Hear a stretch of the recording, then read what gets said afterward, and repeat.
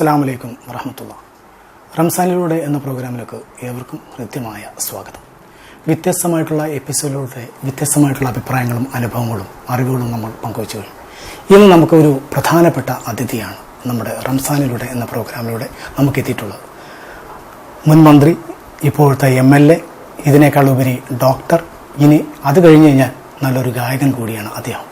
ഞാൻ പറയാതെ തന്നെ ഈ 3 വിശേഷണവും ഉള്ള ആളെ നിങ്ങൾക്ക് തിരിച്ചറിയാൻ കഴിയും. മറ്റാരുമില്ല, നമ്മുടെ ഡോക്ടർ MK മുനീർ. അസ്സലാമു അലൈക്കും. വലൈക്കും അസ്സലാം.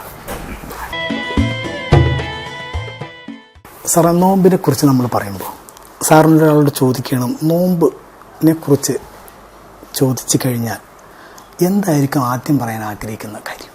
റമളാൻ എന്ന് പറയുമ്പോൾ നമ്മുടെ മനസ്സിലേക്ക് ആദ്യം ഓടി വരുന്നത് ആത്മസംസ്കരണമാണ്. നമ്മൾ നമ്മുടെ ശരീരത്തെയും ആത്മാവിനെയും ശുചീകരിക്കുന്ന, സ്ഫുടം ചെയ്യുന്ന ഒരു മാസമാണ്.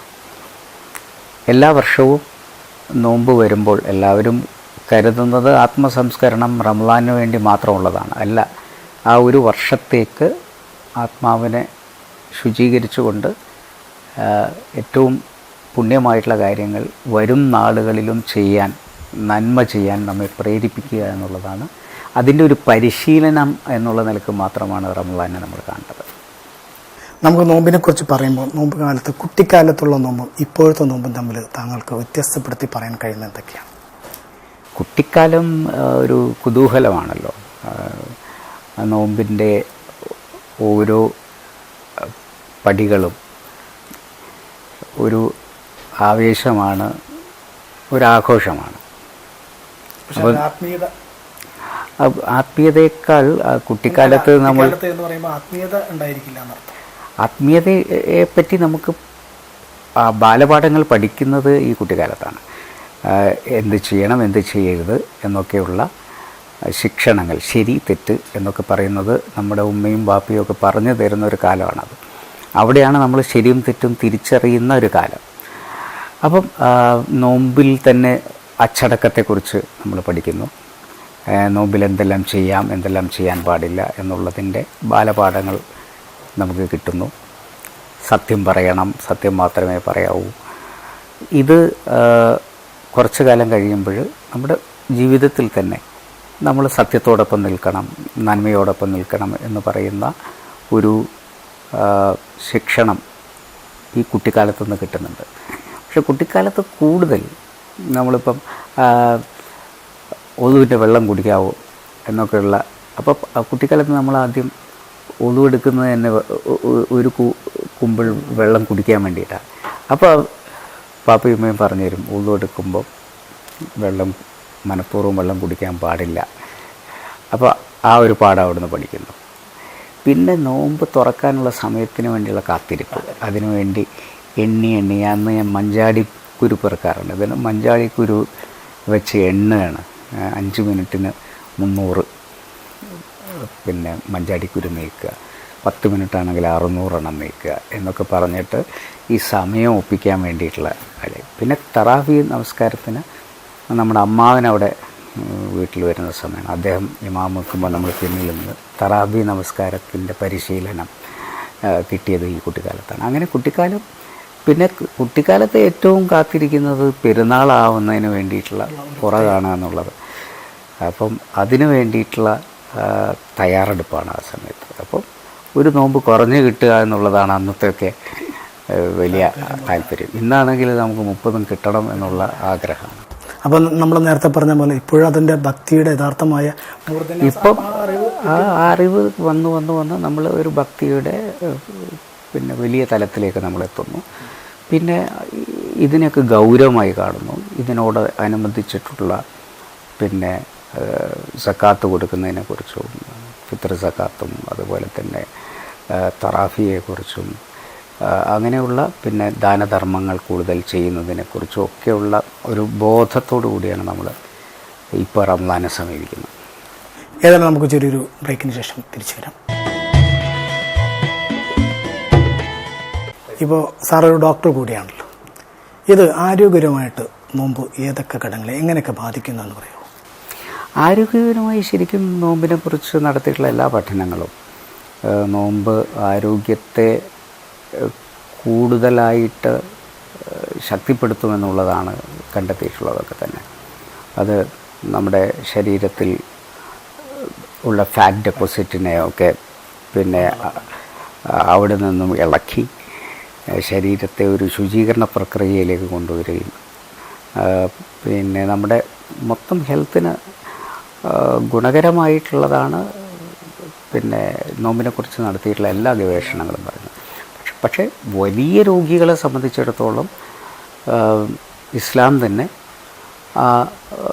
നോമ്പിനുള്ള കുറേയധികം വിട്ടുവീഴ്ചകൾ അനുവദിച്ചിട്ടുണ്ട്. അപ്പം അങ്ങനെയുള്ളവർ ഒരു വലിയ രോഗിയായി കിടക്കുന്ന ഒരാൾ അതിനുവേണ്ടി ഒരു കഠിനാധ്വാനം ചെയ്തുകൊണ്ടുള്ള നോമ്പ് അനുഷ്ഠിക്കാനൊന്നും ഇസ്ലാം പറയുന്നില്ല. പക്ഷെ അതേസമയം ആരോഗ്യത്തിന് ഏറ്റവും ഗുണകരവും പല രോഗങ്ങളും ഇല്ലാതാക്കുന്നതിനും റമദാൻ സഹായിക്കും എന്നുള്ളതാണ് കണ്ടെത്തലുകൾ. ഇപ്പോൾ നോമ്പ് കാലത്ത് അത് കൊച്ചു നാളിൽ നോമ്പെടുക്കുന്ന സമയത്ത് എപ്പോഴെങ്കിലും നോമ്പ് മുറിച്ചിട്ടുണ്ടോ? ആദ്യ കാലത്തൊക്കെ ചിലപ്പം എനിക്കൊന്ന് ആദ്യത്തെ നോമ്പ് കാലത്ത് 1-2 നോമ്പ് മുറിച്ചിട്ടുണ്ടാവും. പക്ഷേ ആണെങ്കിൽ നോമ്പ് മുറിച്ചിട്ട് വീട്ടുകാരോട് എനിക്ക് നോമ്പുണ്ട് എന്ന് പറയാറുണ്ടോ? ഇല്ലല്ല, നോമ്പ് അവരുടെ സമ്മതത്തോടു കൂടിയേ മുറിക്കാറുള്ളൂ. 1-2 നോമ്പ് മുറിച്ചിട്ടുണ്ടാവും. അത് അതിൻ്റെ ഓർമ്മയിലേ ഇല്ല. കാരണം എന്താ വെച്ചാൽ പക്ഷെ ഞാൻ ഒരു ഓർമ്മ വെച്ച നാൾ മുതൽ എന്നെ പരിശീലിപ്പിച്ചതനുസരിച്ച് ചെറുപ്പം മുതൽ 30 നോമ്പ് അനുഷ്ഠിക്കുന്ന ആളാണ്. അത് അങ്ങനെയാണ് ശീലിപ്പിച്ചിരുന്നത്. അപ്പം ഞാനും എൻ്റെ ഇളയ പെങ്ങളും ആണ് ഒരുമിച്ചുണ്ടാവും. എൻ്റെ മൂത്ത പെങ്ങളെ വിവാഹം ചെയ്ത് പുറത്തേക്ക് പോയിരുന്നു. മൂത്ത പെങ്ങളുള്ളപ്പോൾ മൂത്ത പെങ്ങളും ഞങ്ങൾ ഒരുമിച്ച് ഒരു മത്സര ബുദ്ധിയോടുകൂടി നോമ്പെടുത്തിരുന്നൊരു കാലമാണ്. ഈ നോമ്പെടുക്കുന്ന സമയത്ത് ഏതെങ്കിലും തരത്തിൽ ഇപ്പോൾ നോമ്പെടുക്കുന്ന പല ആളുകളും ഈ പ്രക്രിയ മനസ്സിലാക്കിയവരാണ്. നേരത്തെ നമ്മൾ പറഞ്ഞ ശാസ്ത്രീയമായിട്ടും ആരോഗ്യപരമായിട്ടും. എപ്പോഴെങ്കിലും ഈ നോമ്പ് എടുക്കുന്നത് കൊണ്ട് ഇങ്ങനൊരു കർമ്മം വേണ്ട എന്ന് തോന്നിയിട്ടുണ്ടോ? നോമ്പിനെ കുറിച്ച് ഒരിക്കലും വേണ്ട എന്ന് തോന്നിയിട്ടില്ല. എല്ലാ മതങ്ങളിലും നോമ്പുണ്ടല്ലോ. എല്ലാ അർത്ഥത്തിലും നോമ്പ് എന്ന് പറയുന്നത് അതായത് വിശപ്പ് എന്താണ് എന്ന് അറിയുക എന്നുള്ളതാണ്. എത്രയോ ആളുകൾ വിശപ്പ് സഹിച്ച് ഈ ലോകത്ത് മുഴുവൻ കഴിയുന്നുണ്ട്. അവരുടെ വിശപ്പ് എന്താണ് എന്ന് ഒരു മാസമെങ്കിലും അറിയുക എന്നുള്ളത് പോലും നമ്മൾ ഉപേക്ഷിക്കുക എന്ന് പറഞ്ഞാൽ സാമൂഹിക പ്രക്രിയ കൂടിയാണ്. അതെ, അത് വലിയ തെറ്റാണ്, ഒരു വലിയ അപരാധമായി മാറും. അങ്ങനെ പറയുമ്പോൾ തന്നെ അങ്ങനെ ചോദിക്കുന്നതിൽ ഒരു അപരാധം. തീർച്ചയായിട്ടും. പലപ്പോഴും നമ്മൾ ഇങ്ങനെ ഒരു ചോദ്യം വരുമ്പോൾ ചിലപ്പോൾ ചിലർ പറയാറുണ്ട് കൊച്ചുനാളിൽ അങ്ങനെ തോന്നിയിരുന്നു. അല്ല, കൊച്ചുനാളിലൊന്നും എനിക്ക് എന്നെ സംബന്ധിച്ചിടത്തോളം നോമ്പ് വേണ്ടെന്ന് തോന്നിയിട്ടില്ല. നോമ്പ് കാലം എന്ന് പറയുന്നത് നമ്മൾ കാത്തിരിക്കുന്ന ഒന്നാണ്. ഇപ്പോൾ ഖുർആൻ ഓതുന്ന ഒരു കൂട്ടത്തിലായിരിക്കുമല്ലോ. അങ്ങനെയാണെങ്കിൽ എടുത്ത് ഓതുന്ന ഖുർആനിലെ വചനങ്ങളിൽ ഏറ്റവും ആരോടെങ്കിലും പറയണമെന്ന് തോന്നുന്ന വചനങ്ങൾ ഏതാണ്? ഖുർആനിൽ ധാരാളം അത്തരം സന്ദർഭങ്ങളുണ്ട്. നമുക്ക് മറ്റുള്ളവർക്ക് സന്ദേശമായി പറയാൻ പറ്റുന്ന ഇഷ്ടം പോലെ കാര്യങ്ങളുണ്ട്. കുൻതും ഖൈറ ഉമ്മത്തിൻ ഉഖ്രിജത്തിൽ ലിന്നാസ് തഅ്മുറൂന ബിൽ മഅറൂഫ് വതൻഹൗന അനിൽ മുൻകർ വതഅ്മിനൂന ബില്ലാഹ്.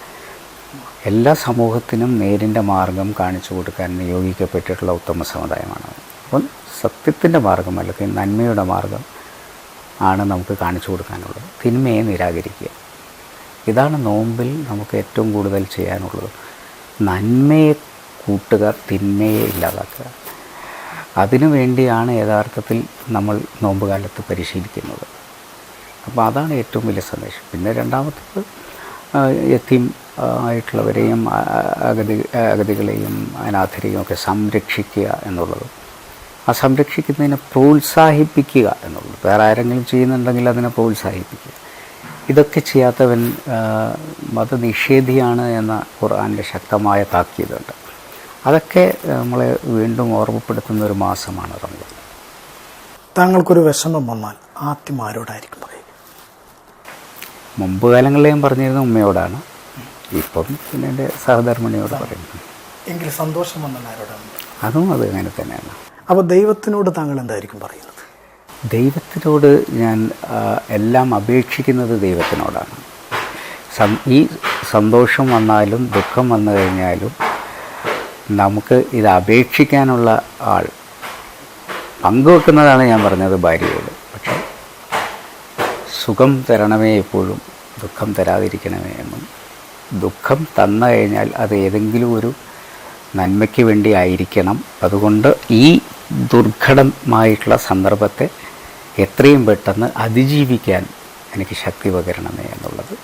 അത് നമ്മൾ ചിലപ്പോൾ ഉറങ്ങിക്കിടന്ന്, നമ്മൾ രാത്രികാലങ്ങളിൽ ഉറങ്ങിക്കിടന്ന് ചിലപ്പോൾ നമ്മൾ ചില വിഷമങ്ങളുള്ള സമയത്ത് എണീക്കുന്ന സമയത്ത് അതാണ് ഏറ്റവും നല്ല സമയം.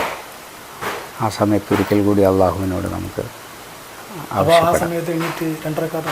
നമസ്കരിക്കണം. അതെ, അതാണ് ഞാൻ പറഞ്ഞത്. ആ സമയത്ത് നമസ്കരിച്ച് നമ്മൾ അള്ളാഹുവിനോട് കാര്യങ്ങൾ പറഞ്ഞാൽ പിറ്റേ ദിവസത്തേക്ക് നമുക്ക് അന്ന് സമാധാനമായിട്ട് ഉറങ്ങാൻ പറ്റും. പിറ്റേ ദിവസത്തേക്ക് എന്തെങ്കിലും ഒരു പോംവഴി നമ്മളുടെ മുന്നിലുണ്ട്. എന്നാലും ജീവിതത്തിൽ അള്ളാഹു പല പരീക്ഷണങ്ങൾ നമുക്ക് തരും. പരീക്ഷണങ്ങളെ ഈ ലോകത്ത് തരുന്ന പരീക്ഷണങ്ങൾ മറ്റൊരു ലോകത്ത് ഉള്ള ആനുകൂല്യങ്ങൾക്ക് വേണ്ടിയാണെന്നാണ് ഞാൻ വിശ്വസിക്കുന്നത്. വീണ്ടും നമുക്കൊരു ചെറിയ ബ്രേക്ക് എടുത്ത് തിരിച്ചു വരാം. നമ്മൾ മുനീർ സാറിനെ പരിചയപ്പെട്ടത് നമുക്ക് എല്ലാവർക്കും അറിയാം. രാഷ്ട്രീയക്കാരൻ, ഡോക്ടർ, ഗായകൻ. നമ്മൾ രണ്ട് തലങ്ങളിലൂടെ സഞ്ചരിച്ചു. ഇത് നമുക്ക് സഞ്ചരിക്കേണ്ടത് രാഷ്ട്രീയക്കാരനിലൂടെയും അതുപോലെ തന്നെ ഇത് ഗായകനിലൂടെയും സഞ്ചരിക്കേണ്ടതുണ്ട്. രാഷ്ട്രീയക്കാരൻ എന്ന നിലക്ക് നോമ്പിനെ ഏത് സമയങ്ങളിൽ പലപ്പോഴും നോമ്പും ആ കറക്റ്റ് ടൈമിൽ നോമ്പ് തുറക്കാൻ സാധിച്ചിട്ടില്ല. ഏതെങ്കിലും രാഷ്ട്രീയ തലങ്ങളിൽ എത്തിയപ്പോൾ എപ്പോഴും നോമ്പ് എടുക്കാതിരിക്കാൻ പറ്റിയിട്ടുണ്ടോ? ഇല്ല, നോമ്പെടുക്കാത്ത പ്രശ്നമൊന്നുമില്ല. നോമ്പെടുക്കാൻ എപ്പോഴും നമുക്ക് സാഹചര്യം ഉണ്ടാവും. പിന്നെ നോമ്പ് തുറക്കുന്നത് ചില സമയത്ത് നമുക്ക് കൃത്യമായി നോമ്പ് തുറക്കുന്ന സ്ഥലത്ത് എത്തിപ്പെടാൻ പറ്റിയിട്ടില്ലെങ്കിൽ ഞാൻ എപ്പോഴും എൻ്റെ കയ്യിൽ കരയ്ക്കയോ എന്തെങ്കിലും കയ്യിൽ കരുതിയിട്ടുണ്ടാവും, വെള്ളവും ഉണ്ടാവും. അപ്പം ആ കൃത്യസമയത്ത് കാറിലാണെങ്കിൽ കാറിലിരുന്ന് നോമ്പ് തുറന്ന് അവിടെ എത്തിയിട്ട് നോമ്പ് തുറക്കും. അപ്പോൾ ഈ തറാവി നമസ്കാരം അവിടെ തിരുവനന്തപുരത്തായിരുന്ന സമയത്ത് ഞാൻ അവിടെ തന്നെ ഒരു ഇമാമിനെ കൊണ്ടുവന്ന് അവിടുന്ന് നമ്മുടെ സ്റ്റാഫും എല്ലാവരും കൂടിയിട്ടുള്ള തറാവി നമസ്കാരമാണ് നിർവഹിച്ചുകൊണ്ടിരുന്നത്. ഇവിടെ അപ്പോൾ പിന്നെ പള്ളിയിലേക്ക് പോകും. ചില സമയങ്ങളിൽ ഞാൻ ഇവിടെ തന്നെ നിർവഹിക്കും. നോമ്പ് കാലത്ത് ഇഷ്ടപ്പെട്ട ഭക്ഷണം പണ്ട് മുതലേ എനിക്ക് ഉമ്മ ഉണ്ടാക്കി തരുന്ന സമൂസയുണ്ട്. ആ സമൂസ എനിക്കൊന്ന് നോമ്പിൻ്റെ ഒരു ചിഹ്നമാണ്, ഒരു അടയാളമാണ്. അപ്പോൾ സമൂസ ഇല്ലാത്ത നോമ്പ് തുറ എനിക്ക് ആലോചിക്കാൻ പറ്റുന്നതല്ല. അത് ഇപ്പോഴും ആരുണ്ടാക്കി തന്നെ സഹധർമ്മിണി. അപ്പോൾ ഞാൻ ചോദിക്കുന്നതല്ല, ഉമ്മ അന്ന് ഉണ്ടാക്കി തരുന്ന അതേ രുചിയിൽ നമുക്കത് ലഭിക്കുന്നുണ്ടോ? അത് തീർച്ചയായിട്ടും അതേ കൈപുണ്യമുണ്ട്. പിന്നെ ഉമ്മയുടെ കൂടെ എൻ്റെ ഭാര്യ ഉണ്ടായിരുന്നു. അപ്പം അവൾക്ക് ചിലതൊക്കെ അറിയാം.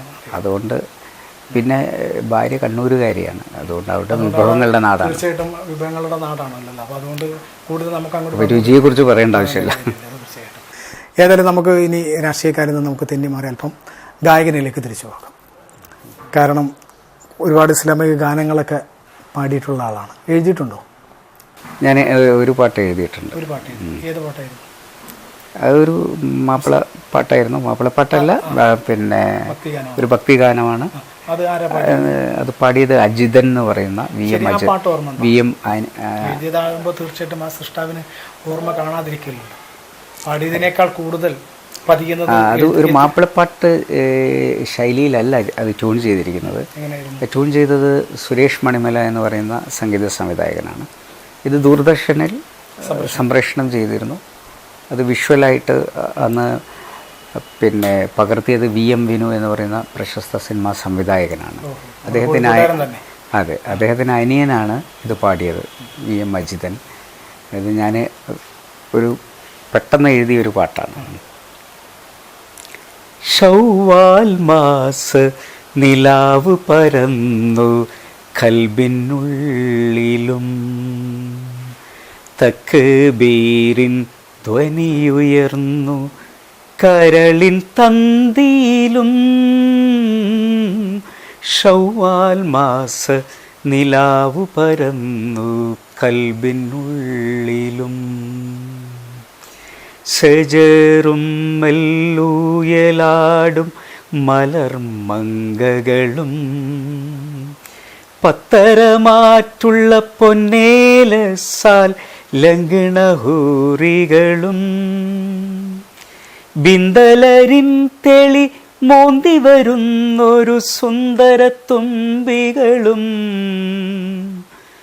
ഖലീലായോരുടയോന്റെ റഹ്മത്തോതും ശവ്വാൽ മാസ നിലാവു പരന്നു കൽബിനുള്ളിലും. സാറ് സംഗീതം പഠിച്ചിട്ടുണ്ടോ? അല്ല, സംഗീതം പഠിച്ചിട്ടില്ല. പക്ഷേ നന്നായിട്ട് പാടാൻ കഴിഞ്ഞത് എങ്ങനെയാണ്? ചെറുപ്പത്തിലിങ്ങനെ പാടാറുണ്ട്. അപ്പോൾ എഴുതാനുള്ള പ്രചോദനം എങ്ങനെ ഉണ്ടായിരുന്നു? എഴുതിയത് ഇത് എനിക്ക് അന്ന് VM വിനു ഒരു പാട്ടിൻ്റെ കുറവുണ്ട് എന്ന് പറഞ്ഞപ്പോൾ മറ്റു പാട്ടുകളൊക്കെ എഴുതിയത് PT അബ്ദുറഹിമാനായിരുന്നു. അപ്പോൾ ഒരു പാട്ടിൻ്റെ കുറവുണ്ടെന്ന് പറഞ്ഞപ്പോൾ അവിടെ വെച്ച് എഴുതാൻ പറഞ്ഞപ്പം ഞാൻ എൻ്റെ മനസ്സിൽ നിന്ന് പെട്ടെന്ന് വന്ന ഒരു കവിത അങ്ങോട്ട് എഴുതിയെന്നേ ഉള്ളൂ. നിമിഷ കവി എന്നൊക്കെ പറയാൻ പറ്റുമോ? അങ്ങനെ പറയാൻ പറ്റില്ല, കുറേ സമയം എടുത്ത് എഴുതിയത്. അപ്പോൾ നിമിഷ കവി എന്ന് പറയാം. ഇനിയിപ്പോൾ എഴുതിയ കൂട്ടത്തിൽ നമുക്ക് അല്ലെങ്കിൽ പാടിയ കൂട്ടത്തിൽ താങ്കളുടേതായിട്ടുള്ള 2 വരി പാട്ടും കൂടെ മറ്റൊന്ന്. റഹ്മത്തിൻ വാതിൽ തുറന്നുള്ള മാസം റമളാനിലേറെ പുണ്യവിശേഷം പാപവിമോചതമാകും മനസ്സ് പെരുന്നാള് പൂകിയിലാഹിൽ സ്തുതിച്ച്. അത് റമളാനെ പറ്റിയിട്ട് ഞാൻ കേട്ടിട്ടുള്ളതാണ്, ഒരുപാട് തവണ ഞാൻ കേട്ടതാണ്. എനിക്ക് ആ വാക്കുകൾ ഓർമ്മയില്ല. അല്ല, എനിക്ക് നല്ല ഓർമ്മയുണ്ട്. ഇത് തുടങ്ങിയപ്പോഴേ എനിക്ക് മനസ്സിലായി. കാരണം അന്ന് എൻ്റെ ജീവിതത്തിൽ ഇങ്ങനെ ആലോചിച്ചതായിരുന്നു, എന്നെങ്കിലും ഈ മുനീർ സാന എൻ്റെ മുമ്പിൽ കിട്ടുകയാണെങ്കിൽ എൻ്റെ മുന്നിൽ ചെന്ന് ഇത് ഈസ്റ്റ് കോസ്റ്റ് ഇറക്കിയ അതിൽ ഞാൻ തന്നെ പാടിയ പാട്ട്. കാരണം ഞാൻ അന്നത്തെ പാട്ട് കേൾക്കുമ്പോൾ തന്നെ ഞാനിങ്ങനെ ആലോചിച്ച് ഇദ്ദേഹത്തിന് പാട്ടും വശമാണല്ലേ എന്നുള്ളത്. സത്യത്തിൽ ഇപ്പോൾ പാട്ടുകാരൻ, ഡോക്ടർ, രാഷ്ട്രീയക്കാരൻ ഏത് തലത്തിൽ ഊന്നൽ നൽകാൻ കൂടുതൽ താല്പര്യം? രാഷ്ട്രീയമാണ് എൻ്റെ ഇപ്പോഴത്തെ അസ്തിത്വം എന്ന് പറയുന്നത്. കാരണം രാഷ്ട്രീയം ഒരു ആത്മസമർപ്പണമാണ്, സമൂഹത്തിന് വേണ്ടിയിട്ടുള്ള ഒരു ത്യാഗമാണ്. അതുകൊണ്ട് 24 മണിക്കൂറും ശ്രദ്ധാലുവായി നിൽക്കേണ്ട ഒരു മേഖല എന്നുള്ള നിലയ്ക്ക് അതിനെ വലിയ ബഹുമാനത്തോടു കൂടി ഞാൻ കാണുന്നു. ഒരു ചോദ്യത്തിലൂടെ നമുക്കിത് അവസാനിക്കാം. അള്ളാഹുവിനോട് പ്രാർത്ഥിക്കുമ്പോൾ ഏറ്റവും കൂടുതൽ പ്രാർത്ഥിക്കുന്ന കാര്യം എന്താണ്? അത് അള്ളാഹുവും ഞാനും തമ്മിലുള്ള വളരെ സ്വകാര്യതയാണ്. അത് ഞാൻ അള്ളാഹുവിനോട് തന്നെ പറയാറുള്ളൊരു കാര്യം. കാരണം അള്ളാഹുവിനോട് പറയാറുണ്ട്, ഞാൻ ആരോടും പറയില്ല, നമ്മൾ തമ്മിലുള്ള ഒരു വിഷയമാണ് എന്നുള്ളത് കൊണ്ട്. ഏതായാലും നമുക്ക് ആ രഹസ്യം സാറിൻ്റെ മനസ്സിലും അള്ളാഹുവിലും അടങ്ങിയിരിക്കട്ടെ എന്ന് നമുക്ക് പറയാം. അദ്ദേഹത്തിൻ്റെ എന്തായാലും ഹലാലായ പ്രാർത്ഥന അള്ളാഹു സ്വീകരിക്കട്ടെ എന്ന് നമുക്ക് ഈ നോമ്പ് കാലത്ത് ആശംസിക്കാം. ഇത്രയും തിരക്ക് പിടിച്ച ഈ സമയത്ത് നമുക്കൊരു ചാനലിന് വേണ്ടി ഇൻ്റർവ്യൂ തന്ന നമ്മുടെ മുനീർ സാറിനോട് നമുക്ക് ഇവിടെ പറയാം. അസ്സലാമു അലൈക്കും.